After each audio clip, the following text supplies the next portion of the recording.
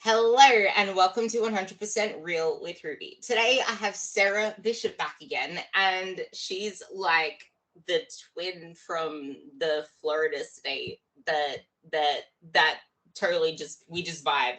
And because of that, you're going to absolutely love this episode. It's jam-packed with we're going to talk about carbs and why people fear it and why people say low carb works or keto works, but for how long? And the fact that most of you listening to this are women, we need carbs a lot more than males do. We have estrogen.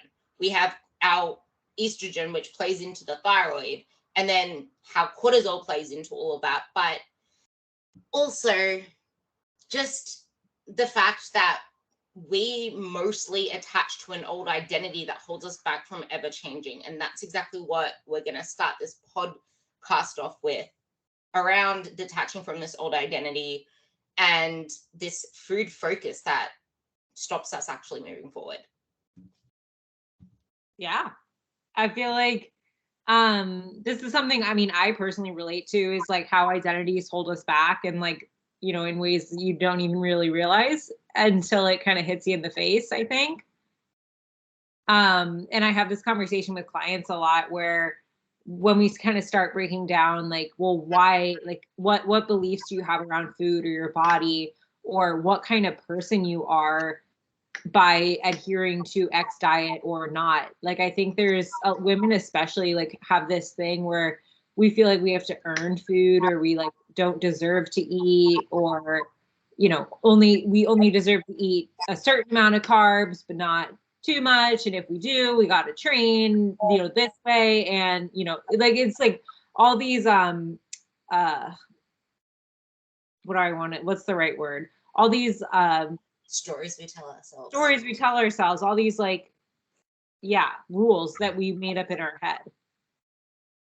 I feel like with the rules and the stories we tell ourselves, we get so hard on ourselves without actually giving ourselves a chance to succeed. Like, you don't build the momentum, or you don't slow down enough to actually create the traction. And that's something I see a lot with women who try to do it all. And if you think about your hands being full and you're trying to pick up a new habit, where's the space to fit that habit? It's going to be hard to detach from the stories, the lies, the identity we hold, if you're not going to just do that one thing. And ridiculously, there are people out there making massive progress in such short periods of time that we expect ourselves to make that same progress, or we think it's going to be so easy because people make it look so easy online. It's like, of course they make it look easy. They either have to sacrifice a friggin' limb or give a child off to eBay, or realistically it's because they have a lot more time to do that thing, or they're in their 20s, or they've been doing it for years, but people don't post their struggles online. And there's this thing I heard from Jordan Sayat, and now I'm obsessed with it, but it's like, as soon as you get into the game for years and years, you forget what it's like to be a beginner. And I see that a lot with exercise cues, for example, where even I was guilty of this, where I started saying, don't lift your head up to do certain exercises. But now I'm like, wait, that was a cue that actually helped me get to where I am now. Yes, lift your head up because it helps you get your whole body opened up and thoracic up. And then over time, you can learn to do all of that whilst actually keeping it like more closed. But because people keep harping on about don't do this, don't do that, we always feel like we're doing something wrong. Oh yeah, that's big, especially like, yeah, like I think, and it creates a lot of fear for people, and they end up going to the gym and they just overthink their form, and they don't really progress because they're so, is this perfect? Is this good? What is this person next to me thinking? Was this what my coach had in mind? Da, da, da. So actually, like, for homework this week with one client, I was like, she was kind of doing this, kind of run around where it was kind of a lot of overthinking in regards to movement patterns, and movement patterns we'd gone over before in training videos and whatnot. And I was like, I want you to pick a weight, and I want you just to trust your body and just go for it. And there's no like, overthinking, we're leaving that behind. And I just want you to really trust your body. And we'll see next week, in her check-in. But I feel like, yeah, a lot of times we just get so in our head. And then sometimes that just leads to, poor results because we are so in our head and not enough in our bodies. And there is that body awareness that you have to develop over time, but it takes time to develop. This is why I hate the listen to your body thing. It's like, well, actually, no, because your body is lying to you. If you've had disordered eating in the past, if you've been so focused on what other people want, what you're trying to do for everyone else, you don't even know how to listen to your body. And that's why I tried to get people to ban the scale for at least a year. It's like, you don't know how to actually tune into your body if a number isn't getting spat out at you. Like, actually learn to listen to your body before bringing in numbers to then justify how you're feeling. Because I had a girl who made me realize this. She was just like, but the scale is fine. Like, I feel fine. I was feeling good in my body, but I'm feeling so down. Like, I was doing so well. I was feeling lean. I'm like, you just contradicted yourself in the same paragraph. And if you're trying to reason yourself out of not getting rid of the scale, maybe it's time we talk about that. And she's like, holy shit, you're right. Like, you don't realize the things that can emotionally hold us back because it's data, but we need to learn how to use that. And we can't learn to use that if you're not allowing yourself to tune into your body. And I feel the argument that we were just saying around training is exactly what happens with food. Like, am I doing this perfect? Or I didn't hit this perfectly. I'm not going to have a good day tomorrow. I'm going to freak out about this family dinner. Like, I only just started this program and now I have this family thing. And this whole food focus, and actually, I think you can actually ramble on about this one in particular. When you go out to eat with friends, or when you're trying to have social events, after being so restricted for so long, or always chasing fat loss, or always chasing chronic dieting, all of a sudden you try to justify how good your decisions are now because you're being more flexible, you're eating more food. But it's like you're still trying to justify that because your focus is still around food, because you're mentally still living in the old restricted mindset. Oh, I'm afraid to eat this. And that's something I read between the lines when people are still trying to be okay with eating more food. That's a good point, because you can be eating enough calories but still be restricting. And that's something I think maybe is hard to wrap your head around. But if you have all these rules in your head, or you're restricting certain things from your diet, even though you really would enjoy them, or you've just put them so off limits, you're inevitably putting those things on a pedestal. And I think for a lot of people, like, that restriction, it kind of comes out as a blowout sometimes eventually for people, because they can't have it. And then maybe something happens. There's some type of, emotional trigger. And it's like well, F it all. Like, I'm just going to eat all of this because I'm a failure, or, whatever, like, dialogue comes to their head. So that's something that, we want to steer away from. So, like, for a lot of my clients, I'll say, like, especially if we're eating, quote unquote, enough food, I'll say, well, is there something we want that we've told ourselves we can't have? And, oftentimes, yeah, the answer is yes, are things, or we've created a story that if we do have this, we are a bad person.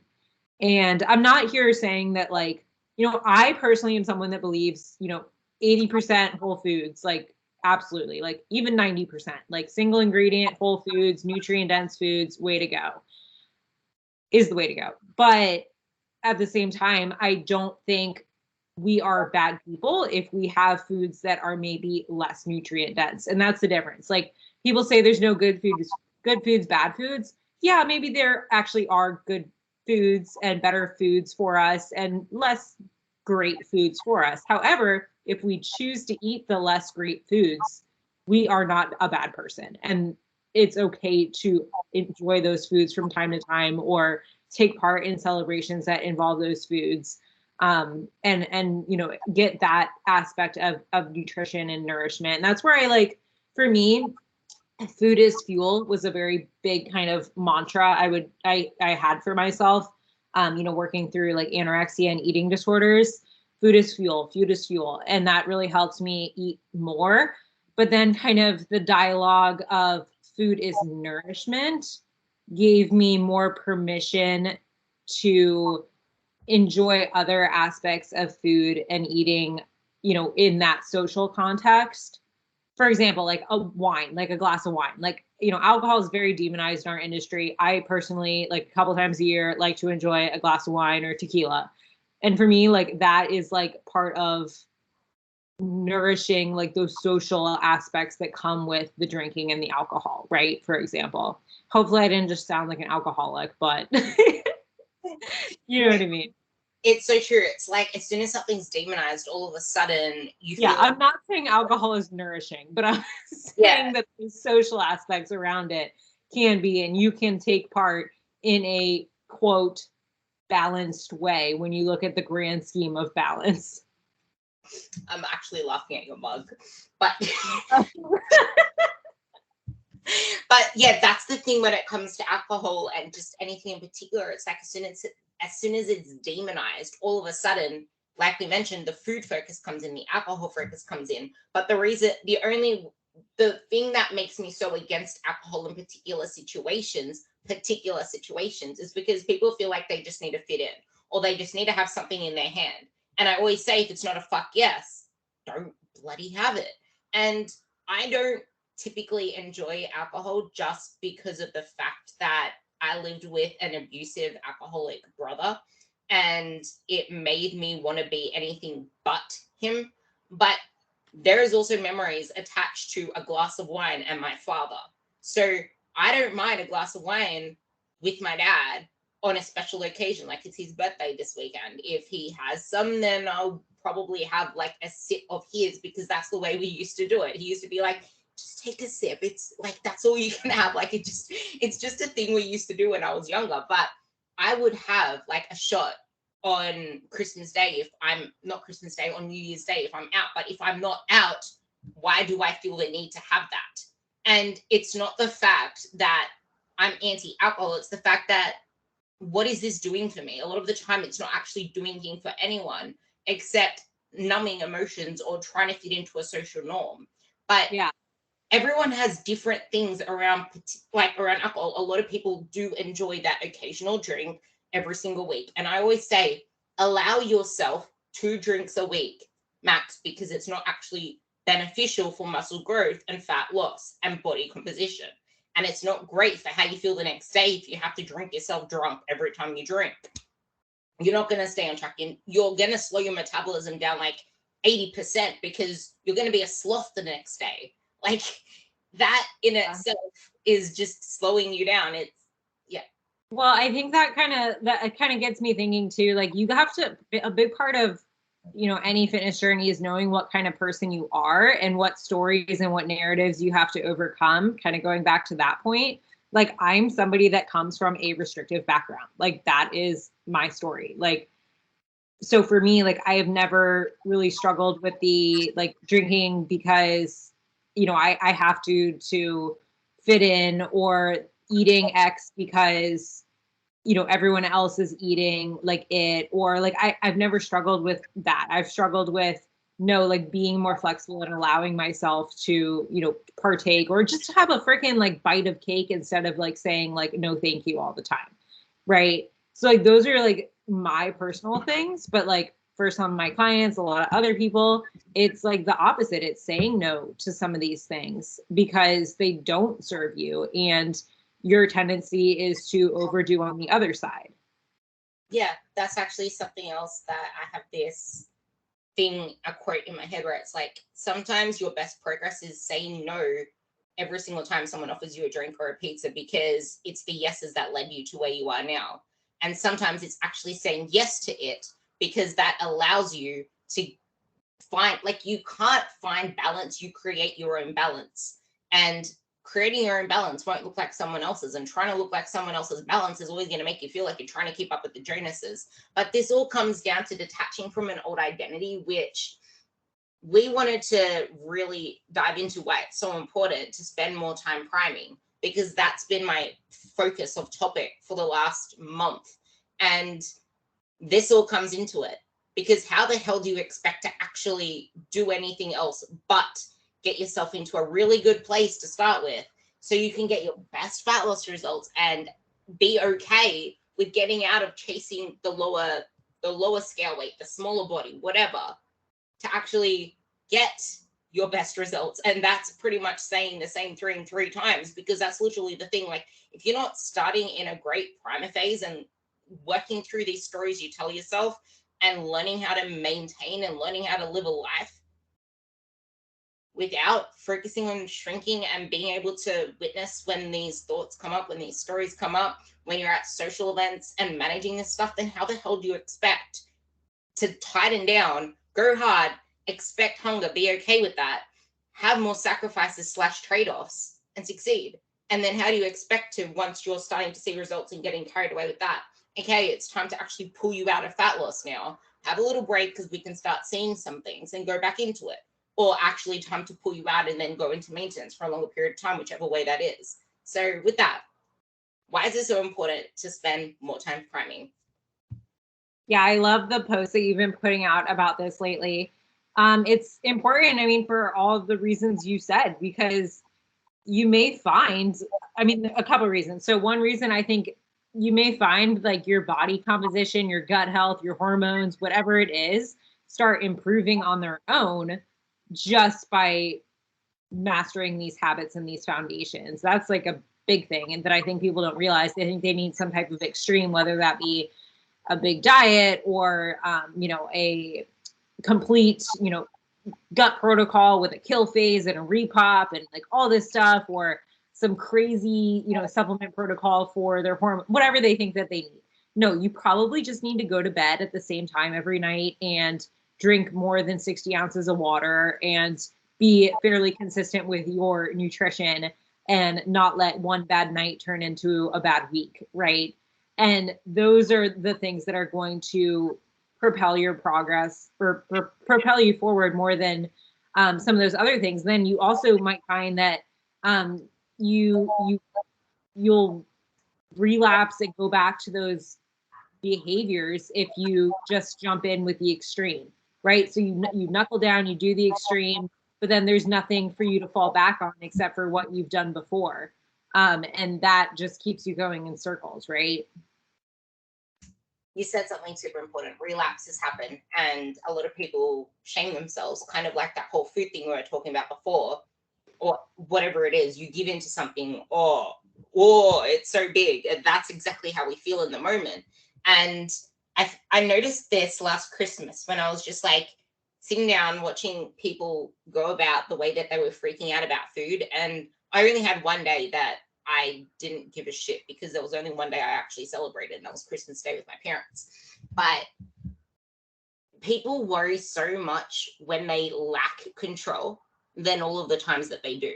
And when they have the ability to have control, they don't actually do that. So then when they relapse, if this is actually in a relapse situation, they feel more out of control because they never felt in control to start with, or they never actually gave themselves credit for it because they always felt like they should be doing more, or it's not good enough, or they should be actually aiming for something that's freaking fantastic.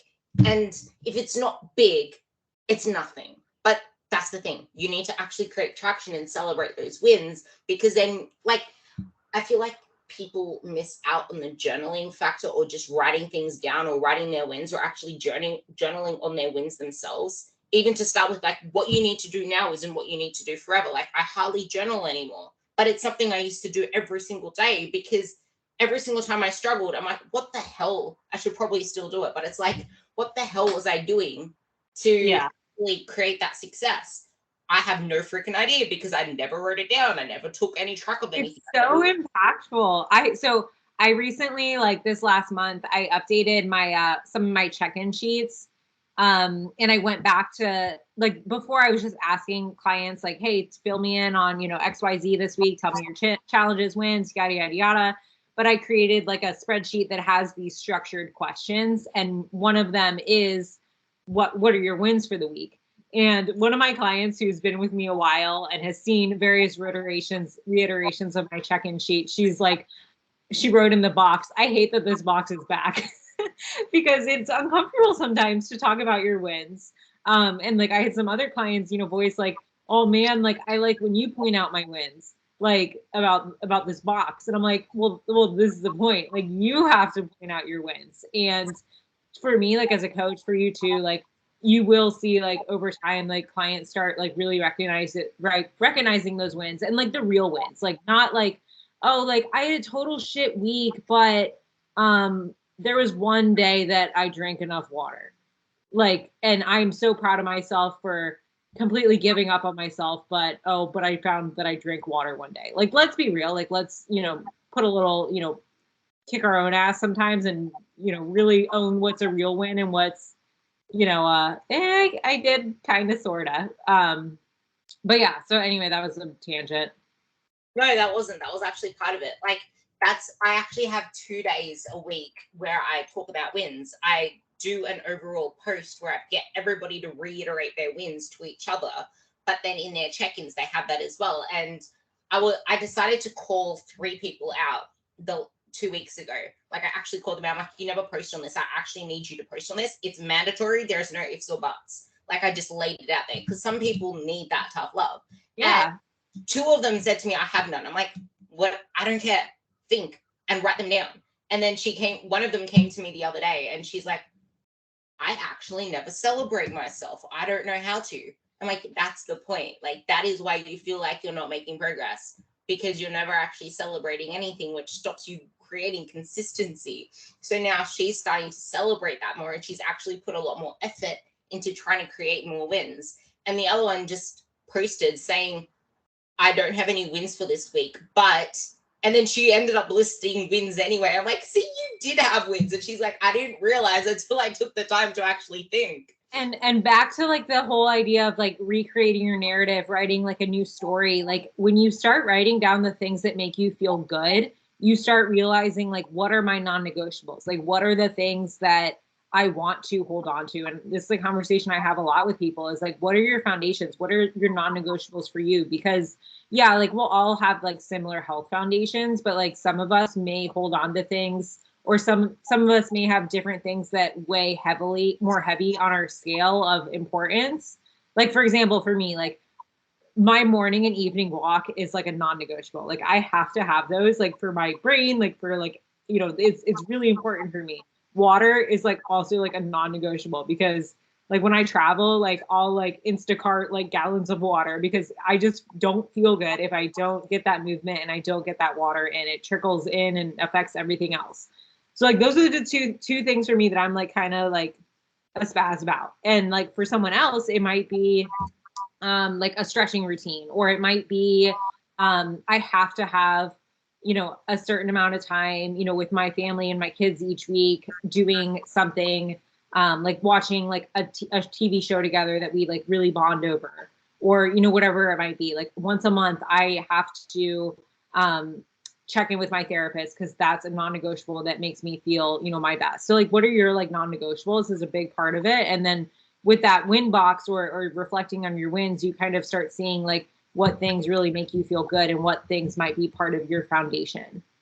And that shit doesn't come over 1 week or a month. It's trial and error. Yep. And you have to fail a few times and realize what makes you feel like shit to know what makes you feel good. And as soon as you start to realize and do it more often, that most people don't realize that meal prepping doesn't look the same for everyone, but it's something that makes you feel good, because now you don't have to worry about food for the rest of the week. And I feel like sometimes people try to put too much emphasis on variety in their food, where you can have variety, but how much are you willing to put in? That's going to just make things more complicated. And if you make things more complicated, how are you going to stay on track, especially on the weekends when usually the rails fall off? Yeah, and it creates more food focus and whatnot. And that's, I mean, this is where also like coaching is trial and error. It is like us trying different things together, because like, yeah, I might have a good idea based off what your goals are, your history and whatnot, but like we may find that, like just using that meal prep example, you may be someone that really does better like actually prepping each of your meals individually, and like that might be great for you, where for me, like that would make me psycho, like having to do that. So like it just kind of being okay with being curious, and being okay with kind of seeing this as a big old experiment. And you are your own N of one, and that's the cool thing about it. Yeah. Yeah, I prep every single one of my dinners in containers. That is like, I have 2 dinners. I prep every single one of my dinners, non-negotiable. But I prep a whole shitload of pumpkin to spread out through the week. There's like, you can prep components, figure out what works for you. Like before, I used to prep 3 different meals, but I made my other meals so much easier to put together. And if I had another meal that's like a recipe kind of thing, I'd probably throw that together too, or I'd just make the sauce and then add the protein as I go. But most people struggle to actually create protein sources on the go. But I love tuna, so it's easy for me to just throw in a tuna if I'm lacking time. So it's finding what fits in with your schedule. But if you're a busy mum, the best thing you can do is at least keep your days consistent with each other, but have something that rotates every night, that doesn't take up a lot of time, that's easy to make, because you're going to be too tired to make things. But this all comes back to, this is the priming phase. If you don't know how to set consistent habits and have consistency day to day, not like 2,000 calories one day, 1,000 the other day, 1,200 the other day, or never eating protein on the weekend and then not really getting all that much on the week, or not getting enough veggies in. Like, if you don't create these consistent habits, where are you meant to move from there? Like, there is nothing to build on. Like, it's doing this every single friggin' day.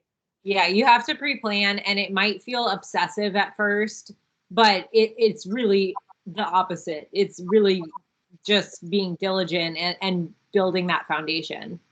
Yeah, and if you go through my podcast list, about 2 weeks ago, I released one that we did live that is about how structure creates freedom. And that's when Sarah and I spoke about how structuring your life creates freedom. So go and listen to that episode. It's not that far back. But you also need to be realistic about what you expect of yourself and what your actual big dominoes are. And like Sarah said, coaching is massively a trial and error, because we could be completely batting the wrong pinata because you don't even know what you want. You don't even know who you are yet, because we enter a process not really knowing what we want, but what we think we want. And over time that changes. And the more that you try to cling on to that, the more you hold yourself back. And maybe you can bring up examples with your clients as well. But for example, me and one of, well, a lot of my girls, but one in particular that reaches out quite a bit. When I did my first building phase kind of thing, I was doing what I needed to do, even though it took me longer to actually invest into it. Like, he wanted me to increase my food like the first month, and it took me 2-3 months to get up to where he wanted me to be, because I was that scared. And I was freaking out about my weight, because carbs, hello, I put on 1 kilo in a week because all of a sudden I was eating carbs, like more carbs, water. And that's another thing. Like, you don't really know how to read your body, but because I trusted the process, I didn't let that phase me. But it was still in my head for months. And that's something people keep in their head when they're entering a maintenance phase, when they're entering like a building phase. People that have been eating like 1,300 calories their whole life, and all of a sudden they're eating 1,800, but not wanting to hit 1,800. But it's like, that's not even a surplus. Like, that should be your maintenance. Why are you freaking out? It's, if you're not mentally working on yourself to get to the process, how are you expecting to actually create any forward motion, let alone create an environment that allows you to maintain a lifestyle where you're mentally free? So that's part of the whole priming thing that you can talk about, and carbs, because I really want to get into that. Ooh, so talking about like kind of just reversing up and like increasing your food and fears around that. Yeah, fears around that, and how people don't understand. So before we clicked record, Sarah and I were talking, because Sarah's actually studying more into the gut, and something I usually unfollow freaking gut experts, hormone experts, because they're dumb shit. Like, come on. But Sarah, and the way that she does things, is she approaches it from lifestyle first. She doesn't throw out random protocols or random just fluffy shit. Like, you're seeing it. There's like a plethora of people that don't. Thank you for that. Thank you for that plug. Yes. And I've had some good mentors too along the way who also believe that it is food and lifestyle first, and then we get into any fancy antimicrobials or whatever as needed.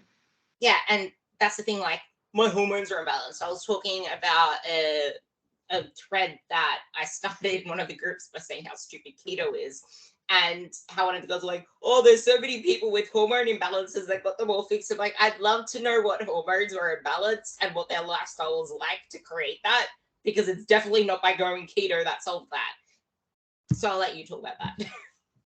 Yeah, I mean, where to begin? I think one thing people forget with, let's start with like gut health and like optimizing that, because a lot of times, well, not a lot, well, yeah, a lot of times if you have some type of hormonal imbalance, there's also some gut imbalances as well. But anyway, like part of like having a healthy gut microbiome, one, partly we're still discovering what goes into that and what is needed and what constitutes a healthy gut microbiome. Like we don't have all the answers, but we do know that diversity and a diverse diet is part of a healthy gut microbiome, and having a, you know, a diverse amount of bacteria in there, like is really important. So, you know, restricting and like taking away all your FODMAPs and going dairy free and gluten free, like it's not like just take away, it's what do we need to add and what do we need to support.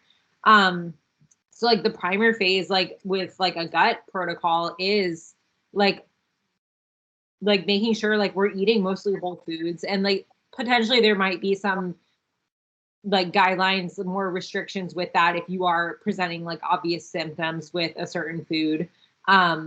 But you know, part of like laying that foundation is like, you know, I have people that like they don't know how to cook a veggie, like they don't know how to incorporate a veggie into a meal, you know, and part of like establishing like our foundation is learning how to do that. Or I have other people who are just, you know, scared to death to eat more than, you know, 100 grams of carbs. And, you know, we're not getting the nutrients that we need. That fear, that body image struggle, that constant restriction is only further adding to our stress bucket and further exacerbating our gut or our hormone issues. So like, this is all like part of some of the foundations that we're laying. And yeah, like, I mean, I don't know do you have any specific questions maybe? You brought something up that was actually important there.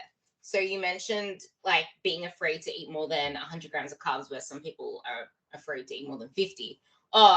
It worked, like going low carb or keto or whatever worked for me. As soon as I eat carbs, I blow up. As soon as I eat carbs, this, that, the other in my gut. It's like, well, no shit. Not eating carbs isn't actually great for your gut microbiome. Like that could be why you're having hormone imbalance. Right. Maybe it works for you because you're avoiding all of your trigger foods. Like let's say you do have some type of dysbiosis or some type of, or maybe you have candida, which is, you know, like a yeast overgrowth. So maybe you are like, maybe you do react really badly when you eat like a white, like rice, for example, or like white carbs.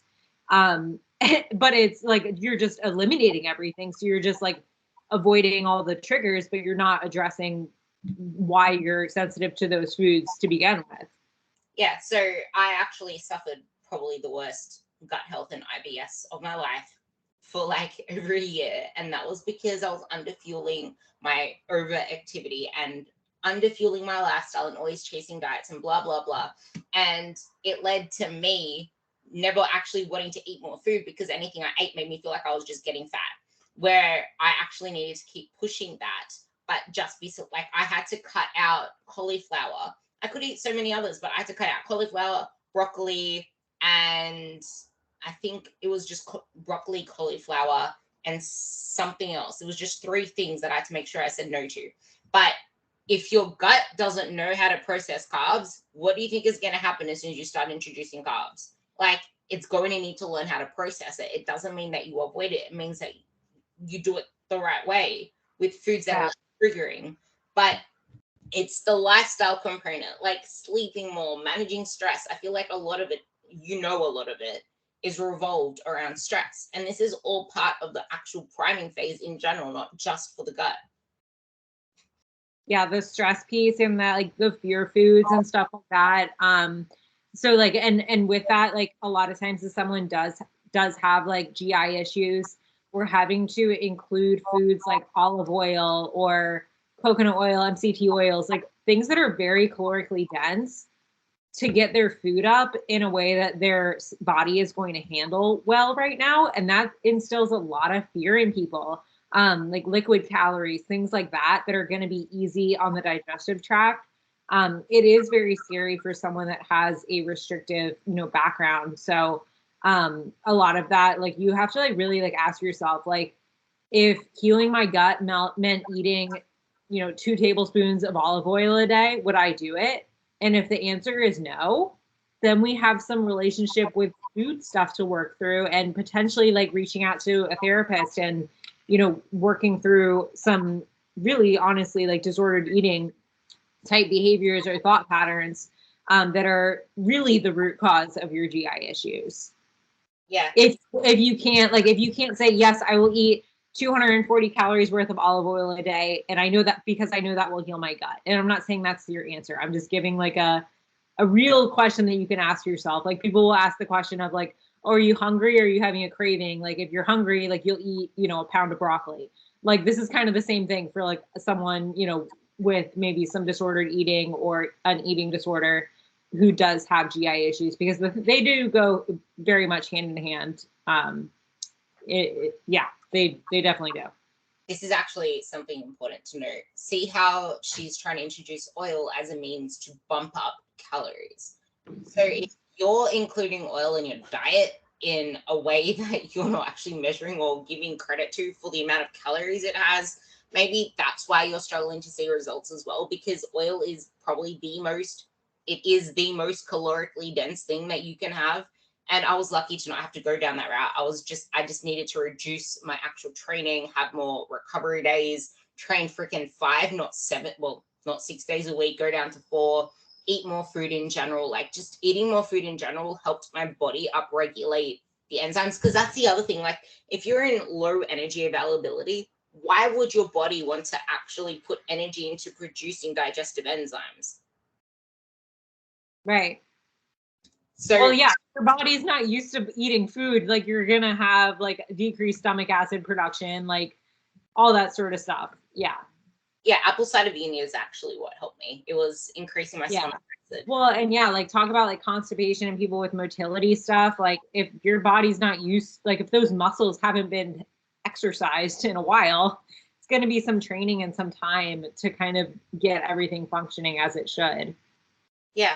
And this is where it comes down to, you need to be willing to put time into, just like people think that results don't come from the priming or the foundational phase. And it's like, you can make your best results in that. And I've had clients never actually leave that for months and months and months because they were starting to actually see body recomposition in a priming phase. And I know you've been the exact same, because that's my whole thing with like people, like it's hard because I don't want to say like everybody can recomp, because it does take, I'm not talking about like you're going to recomp in 3 months. Like you will a little bit, but like these are like long-term changes. Like these are people that were okay with like saying no changes as far as like their actual like macros and whatnot, and really just honing in on the changes we're making this week is you're going to dial in on your water goal, or you're going to increase your veggies by 100 grams, or, these are like the things that we're changing and whatnot, or you're going to add, 10 more pounds to your RDLs this week.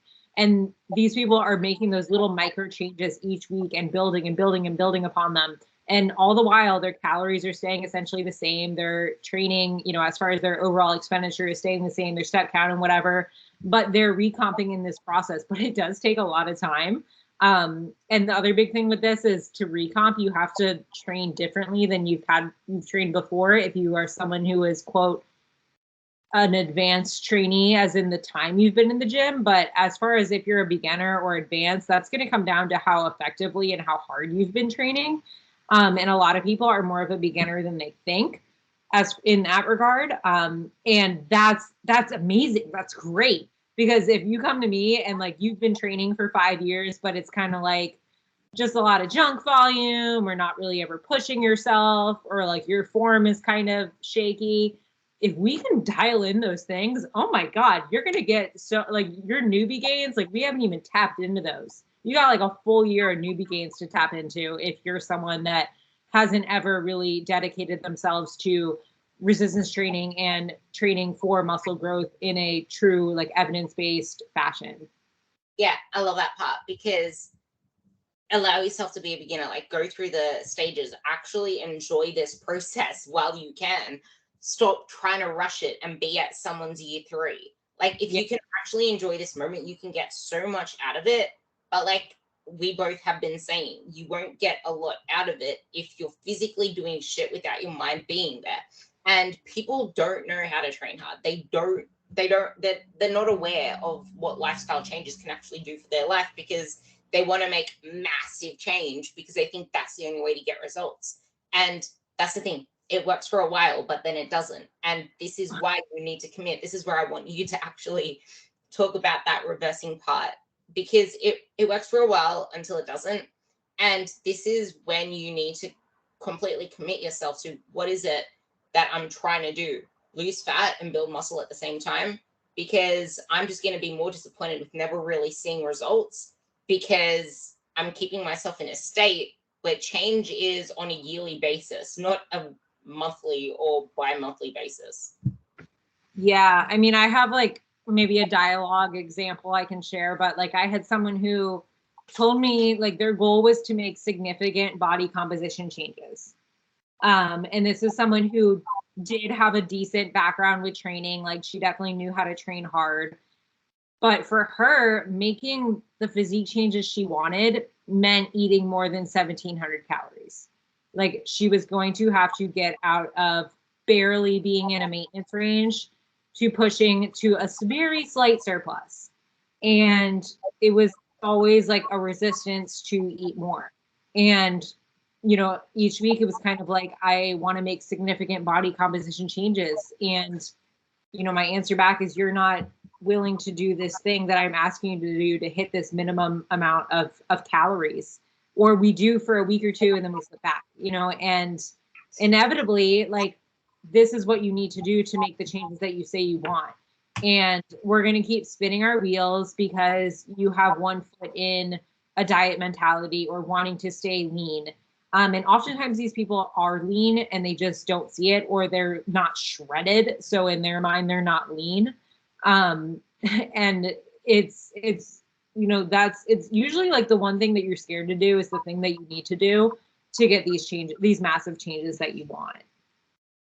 So yeah, like with that, like, you know, with like reverse dieting and whatnot, like let's use the example of like maybe someone that competed, or they just did a diet and they realize how much muscle they really need to get the muscle that they want. And they're about to enter a reverse diet, and they're like, okay, coach, I'm ready to carefully reverse diet and do everything that I need to do to build my metabolism up and da da da da da. And, you know, my response to a lot of those people is, well, okay, so you're going to carefully reverse. I love that attitude. However, I want you to intentionally and get excited about adding at least 250 calories to start us off here, because we're putting off the inevitable if we just add 30 carbs, or I'm sorry, like 30 calories, like, you know, a week, like, or something like ridiculously low like that. And I think that's a big narrative with carefully reversing, is everyone thinks, you know, they have to ever so slightly bump their calories each week. And actually, you know, you might benefit from getting a little bit closer to an appropriate maintenance and then building up from there, rather than putting off this inevitable, probably fear of increasing your food. It would be so much better if we just jumped up your food, got you eating more, and then slowly increase from there as training intensity increases and you start, you know, building muscle and, you know, maybe potentially gaining some healthy body fat as well. Yeah, and this is also why I try so hard to get people to let go of the scale for a while, because it's best to get that boost from carbs, like mostly, if not primarily from carbs, because that's what's going to lead to you making the best changes and getting out of metabolic adaptation, because your body needs carbs, your thyroid needs carbs, which Sarah's going to talk about very soon. But if you don't mentally allow yourself to detach, like this whole conversation has been pretty much about, detaching from the old identity, the food focus, and the need to justify fitting in a cookie, or the need to justify going out for dinner, it's still a food focus because you're mentally still in the diet. Like, because you don't need to be extravagant at every single meal out. Like, if I want to eat the salad because I don't like anything else that's on the menu, I will pick the salad. I won't be like, oh, this is a free for all, I get to enjoy myself because now I can actually be flexible. No, I want the freaking salad because I don't like any of the other options. But if there's a delicious sandwich, because I love sandwiches so much, if there's a delicious, like, massive sub sandwich, you bet your ass I'm getting that sandwich because I freaking love sandwiches. And if there's, like, just anything in general that I love, if I love that meal, like Mexican bowls, I love those. I will buy that bowl instead of the salad.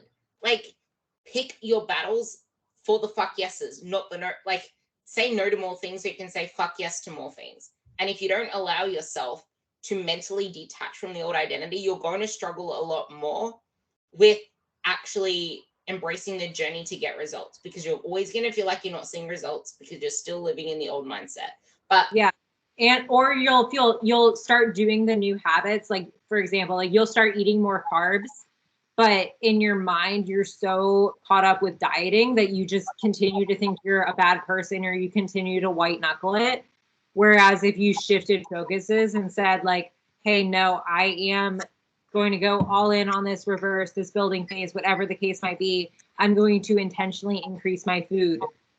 That lineup between actions and thoughts and identity is going to be more congruent than if you're scared to death but just doing it anyway. And like, yeah, sometimes like that does work. Sometimes you have to do the action and you see it's not that bad. But if you can at least act as if you're okay with it in your mind, like eventually you will be. That's exactly why you need to stop focusing on not feeling a certain way and start realizing that shifting completely to who you want to be and what you're striving for is so much better. Like, I want strong, I want to beat this weight, I want to do this, I want to feel confident. Like, everything that's in your life that adds to it versus what you're trying to move away from helps there. Because if you're still mentally restricting or still mentally in a diet, you're not going, like, you're going to feel like, oh my God, I can't lose this weight again. Well, no freaking shit. You're still mentally fatigued because you've been mentally dieting yourself into building. Like, you're still restricting. So you're going to feel like it's a struggle street. Like your brain isn't working right if you're calorie restricted if you have low energy availability, if you're whether you're low calorie or not, like if you're expending more calories and doing that whole exercise thing, that you're eating enough, like you're still in a state of low energy availability and you're just not thinking clearly. Like, your leptin levels are all low, like that's why you're always thinking about food. And it's mental fatigue. But the thing I wanted to say is, Sarah posts herself in her stories all the time, and I could easily be like, I'm so jealous of the fact that she grew her butt. I'm so jealous of the fact that she's making these changes and she shows the changes she's made. I could be like, oh my God, I'm so jealous. How is she looking so good now? Like, she actually looks pumped up. She's actually getting more shape. She looks this, she looks that. I could be so jealous of the changes she's making, but that's because I'm not willing to make the same changes. But I'm not jealous of that, because why? I'm doing the exact same thing. I'm not holding myself back. It's like, yeah, I'm making these changes too, because I'm actually making myself build muscle. I'm eating more food to get there. So it's not like this stuff is out of reach. It's like, I'm working towards building my best body, and it might not feel comfortable in our own bodies, but it's going to get to that body that other people are going to start being like, how is she making such fast changes? Why is she looking like she actually gets results and I don't? Because she's actually willing to do the work. Yeah, because I got sick of my own bullshit and started doing the hard stuff. Yeah. And it wasn't easy for either. Well, and like I still will have a day every once in a while, but yeah. Yeah, I actually said this in my stories the other day. I was gonna say, it's like, I was worried to start with, but right now I'm not. Like, if I have that uncomfortable feeling, I said it in my stories because it was so important. I still have a random day where I might be like, am I doing this too fast? Am I blah, blah, blah? I usually have those feelings when I'm like when I feel bloated, or when I haven't digested properly, or when whatever it is. It's like, I can have that, but it literally lasts me about a second, and then I get on with my day because I don't focus on not trying to feel it or pushing it away. But you don't act on that. Yeah, you don't act on that negative thought. But you don't like restrict, right? Like, because, or you don't go, do extra cardio or whatever. yeah, I don't let that thought make me feel any less of what I'm doing or doubt the process, because it's like like this is where coaching is so invaluable. I have a coach tell me what the hell to do. He can deal with it. I just put my data there. Like I just tell him how my digestion is, how my appetite is, how this is, how that is. And my appetite's pretty much always 0 to 2, because I don't have food focus anymore. I used to be always thinking about food. Like I can freaking eat. Give me more food and I'll still eat it. But it's like I don't have that food focus. But the reason that I'm not giving a shit for the very first time is because you don't know what you got until it's gone. And it wasn't until I lost 2-3 kilos of muscle over lockdown and I realized how freaking good I looked in the first 3 months of lockdown when I was starting to lean out. I'm like, oh, I actually built some muscle there. I'm looking really good. But then lockdown extended another like 8 months last year. Like it was 6 to 7 months. And I lost so much muscle. So when I'm in the gym, I'm just like, wow, I lost everything I had. And now it's a pursuit to get that back. And that's what's allowed me. And you don't know what you got until it's gone. And you won't know until you're at the end of completely screwing yourself up, that you wished you were where you were like 6 months ago and got intervened then, but you were too stubborn with your own stories you told yourself. Yeah.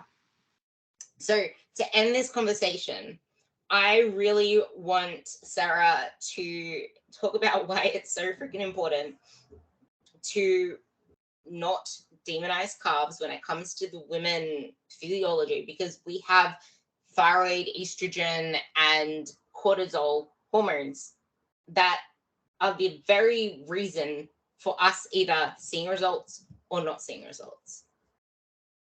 Yeah. So I talked before about leptin, which is your satiety hormone, but it does a lot more than that too.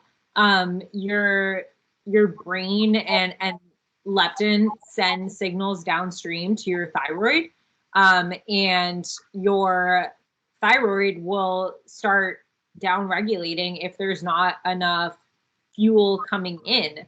And with that, like also your sex hormones start to become downregulated. Your steroid hormones. So your estrogen, your testosterone, progesterone, like all these, like it's just a downstream effect.